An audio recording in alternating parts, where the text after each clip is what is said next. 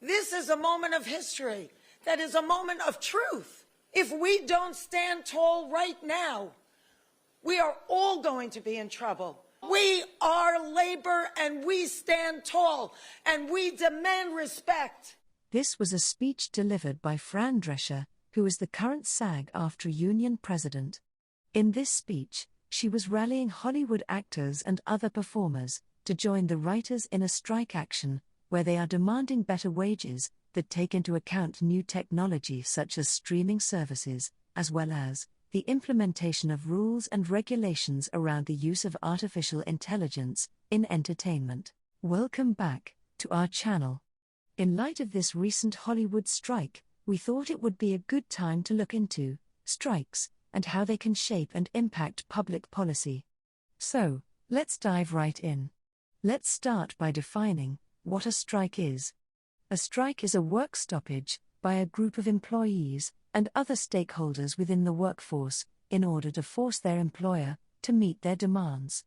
Strikes can be caused by a variety of factors such as low wages, poor working conditions, or disagreements over various work-related challenges. Strikes can have a significant impact on public policy and various laws.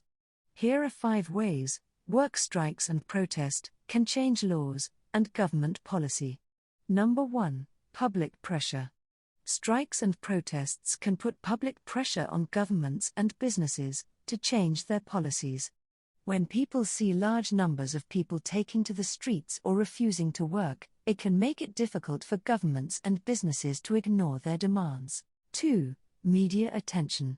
Strikes and protests can also generate media attention, which can help to raise awareness of the issue and put pressure on decision makers. When people see stories about strikes and protests in the news, it can help to change public opinion and make it more likely that governments will take action. 3. Negotiation leverage. Strikes and protests can also give workers and other groups more leverage in negotiations.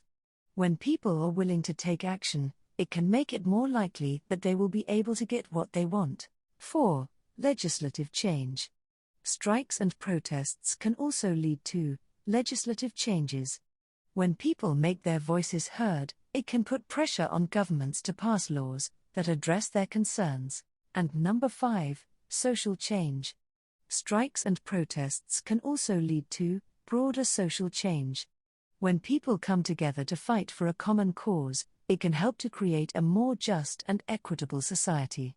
Strikes are a powerful tool that can be used to achieve significant gains for workers. However, they also have some potential downsides. Here are some of the main pros and cons of strikes. Pros.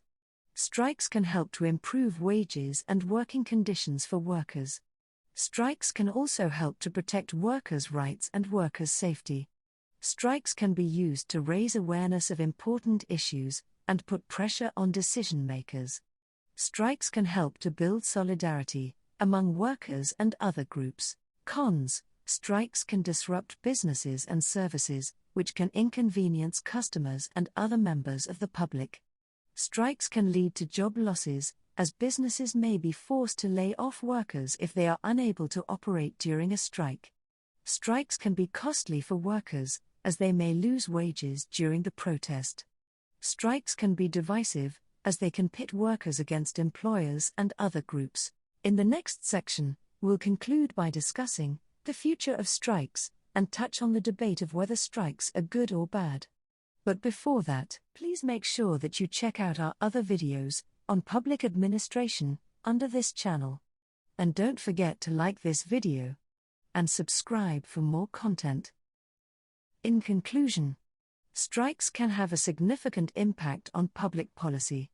They can lead to delays in the release of goods and services, as well as minor and drastic changes in public policy. It's difficult to say what the future holds for strikes.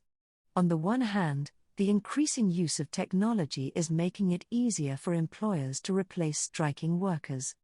On the other hand, there is a growing awareness of the importance of worker rights, which could lead to more strikes in the future. Whether strikes are a good or bad thing is a matter of debate. However, there is no doubt that they can have a significant impact on our lives. Ultimately, the decision of whether or not to go on strike is a complex one that should be made on a case-by-case basis. There are both potential benefits and risks associated with strikes, and the decision should be made after careful consideration of all the factors involved. If you have any comment on whether strikes are good or bad, please let us know by leaving us a comment below this video. And don't forget to subscribe to our channel for more videos on public administration and public policy. We've come to the end of this video. So, thank you for watching. If you found this video informative, you can also check out these other videos under our channel. Kano Consultants. For professional advice you can trust.